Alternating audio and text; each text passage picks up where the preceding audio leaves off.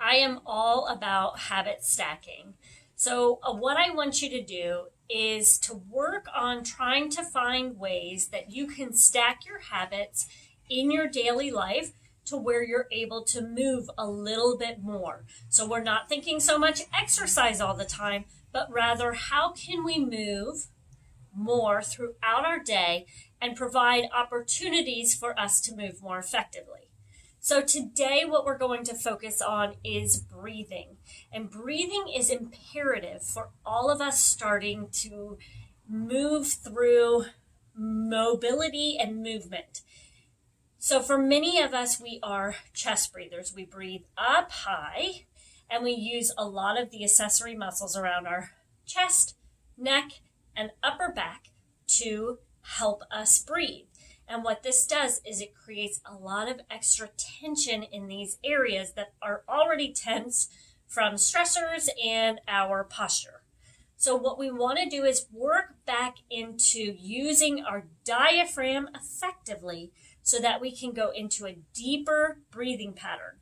When we use our diaphragm effectively, we can works with our pelvic floor to help decrease things like leaking when we jump or when you sneeze or laugh and things like that. So the more effective that you are working your diaphragm, the more effective your pelvic floor is going to work as well. There are a lot of other things that breathing can help with as well that I'm not going to get into here. But if you'd like to know more, you can always check out our Mom Posture Fix program that will dive deeper into breathing. So today what we're going to do is we're going to stack our habit with waking up in the morning.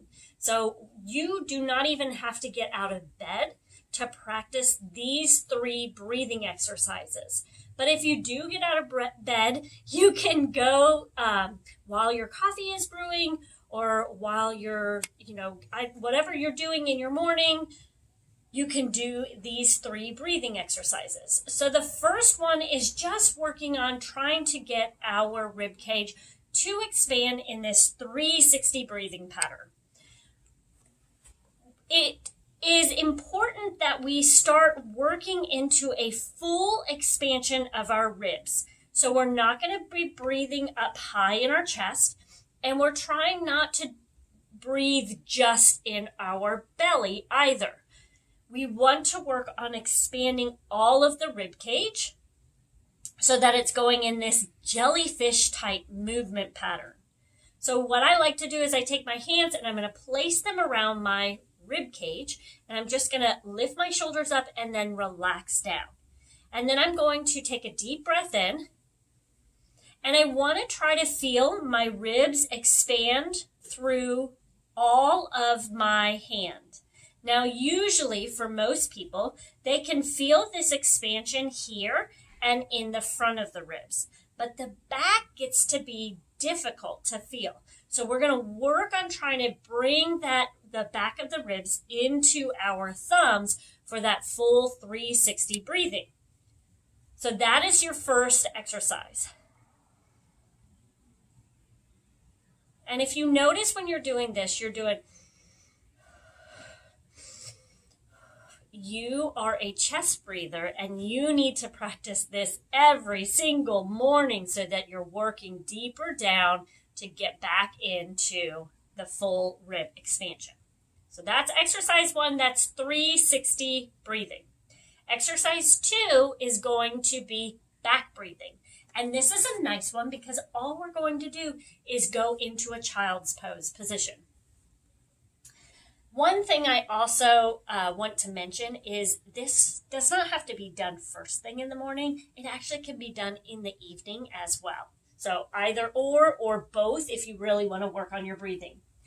So with back breathing, what we're trying to do is compress the area of our belly to where the belly starts to expand when we breathe. We're going to try to take that away so that we just breathe into the back. So I like to bring my knees together, and then we're going to go down into this child pose position, and you're going to breathe in, and then you're going to breathe out. And when you breathe in, you're going to notice that your belly can't expand like it might want to. So the air has to go somewhere. And that's when it starts to lift back into the back ribs, and you get that nice expansion through the back. The more you can practice this, especially if you didn't feel the ribs going into your thumbs, the better, because it's kind of like riding a bike. Your ribs know what to do. They've just kind of gone to sleep. But once you start breathing into them again, it's going to come back. It will come back and you won't have to work on this so hard. So try this a few times. Try to get that back breathing started up again. And that's going to more effectively help you go into that full 360 breathing pattern. Now, I always get the question of, what happens if I can't do this? If I can't get down on the ground and go child's pose? Then you're going to want to go up into a chair and find something like a stool to use. So I'm going to go here, and I'm going to place my feet on this like a stool. And the higher up the stool, the easier it is going to be for those of you who might lack some mobility where you're not able to move over so much. So the higher the stool is, the easier this is going to be. And you're just going to breathe here.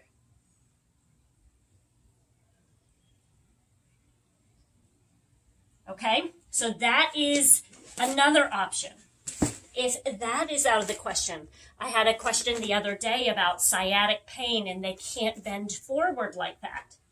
So then I would say just lean up against a chair or something, and you're going to just kind of cross. You're not trying to shove anything down, just kind of cross and try to breathe.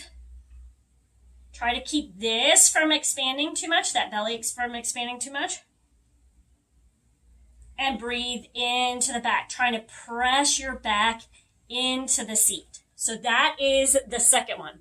And the last one is going to work on that pelvic floor. We're really going to start to feel our diaphragm and our pelvic floor working together.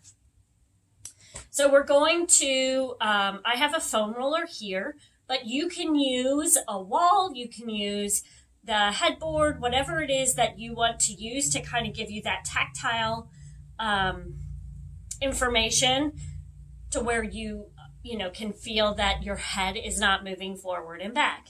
And then if you have a ball, that's great as well. It just helps to fire on the inner thighs, which will also help the pelvic floor as well. So we're going to take that.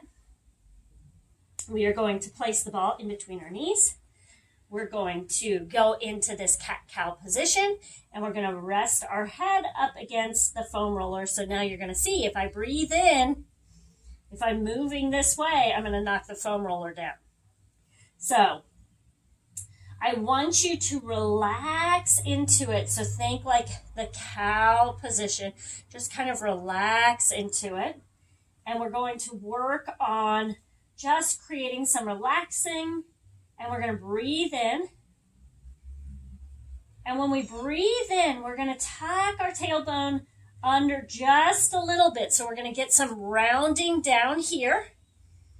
And I want you to think about expanding through your shoulder blades. So we're trying to expand out rather than push up. Okay? So we're going to relax here. We're going to breathe in. And you should feel a nice expansion. I actually had a little pop in my back. It felt great. And then relax. And then breathe in again. And when you're doing this, I would go for 5 to 10 breaths. You're going to start to feel how your pelvic floor works with the diaphragm when you're breathing. You're going to feel a little rise and a little release of that pelvic floor, which is awesome. That is what we want to feel.